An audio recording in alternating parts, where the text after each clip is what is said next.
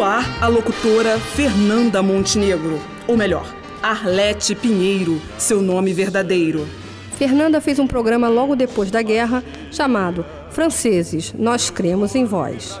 Apresentou musicais em que falava das vidas de compositores e de cantores, de forma dramatizada. Comandou o programa Concertos para a Juventude com os grandes maestros que tinham fugido da guerra e que se juntavam aos maestros brasileiros e era transmitido no Cinema Rex. Fernanda apresentou o programa Brasiliana com outros colegas, onde eles liam documentos importantes da história do Brasil e grandes peças da literatura, como Os Sertões. Fez o programa Cenas e Bastidores aos domingos, um programa amplo com comentários, noticiários, críticas, entrevistas, resenhas e as estreias da semana. O ator Fernando Torres, no início dos anos 50, criou um programa chamado Falando de Cinema, que foi feito durante um longo tempo por ele, com a colaboração da Fernanda. Depois, eles se casaram, foram para São Paulo e foram felizes para sempre. A Rádio Ministério, para Fernanda Montenegro, foi uma universidade, porque ela tinha aulas de declamação, de impostação, de português e de logopedia. A rádio tinha uma boa biblioteca e uma discoteca única, e ainda lidava com personalidades importantes da época. Ela não era contratada da rádio, e sim colaboradora. Não tinha um pagamento mensal. Começou com um cachezinho, mas como começou a trabalhar muito, juntou diversas possibilidades de receber salário, mas sempre como colaboradora. Houve uma época em que quem comprovasse que tinha trabalhado tanto tempo se tornaria funcionário, mas Fernanda perdeu essa chance. Sempre a chorar nesta dor por teu amor, por teu amor, por teu amor, mulher.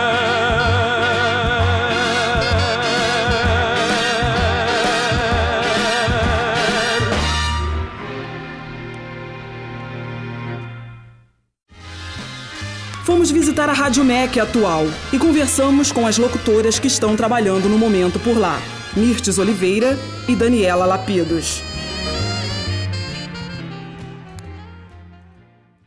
Em primeiro lugar, boa tarde, ou boa noite, ou bom dia para o pessoal que está aí ouvindo a gente, né? Eu sou a Mirtes Oliveira. Eu comecei no rádio na época de 1983 para 84. Minas Gerais, Juiz de Fora, né? Tinha uma rádio que chamava Rádio Manchester, que ainda existe até hoje, só com o nome de Rádio Cidade. Hoje também tem uma outra rádio que chama Transamérica lá, e Rádio Solar, enfim. Várias rádios na cidade. Nesse tempo eu fazia um estágio assim, né? Ouvia o pessoal, como é que fazia rádio e tal. E é legal porque assim, a gente fica num tempo na vida sem saber o que a gente quer ser, né? E aí quando a gente descobre que a gente quer ser radialista, é a melhor coisa que tem. Então é o seguinte, eu comecei o rádio em 84, nessa época eu comecei a vir ao Rio, fazendo um estágio com o Fernando Mansur, naquela época, na Estácio, e foi a melhor coisa que eu fiz na minha vida. E até dou um toque para quem está querendo começar o rádio agora, a melhor coisa que tem é fazer um curso sempre, ou com o Mansur, ou com quem quer que esteja nessa época dando curso, porque através desse curso você vai desenvolver a sua naturalidade mesmo no rádio, sabe? Porque o rádio é isso, você tem que ser natural, tem que ser rápida, tem que pensar rápido e tem que gostar.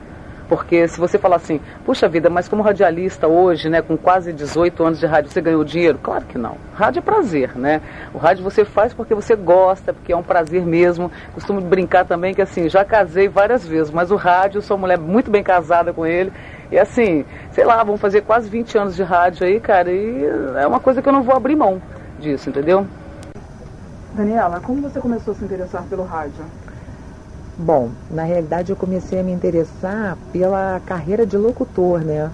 Não foi bem pelo rádio. O rádio era um ouvinte, né?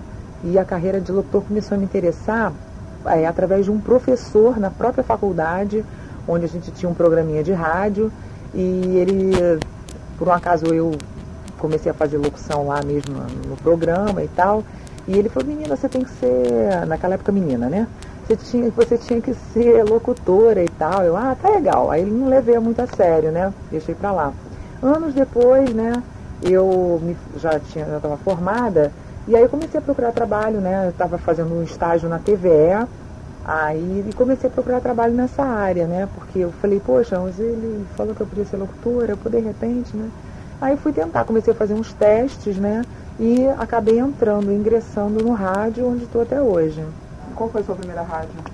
Minha primeira rádio, assim, com carteira assinada, foi a Rádio Opus 90 em 93, que foi a primeira edição da Opus 90. Depois houve uma segunda, que foi já do jornal O Dia, mas dessa eu não participei. A primeira rádio mesmo oficial foi a Opus 90. Eu fiz um estágio anterior a isso na Alvorada, que nem existe mais, né? A antiga Rádio Alvorada.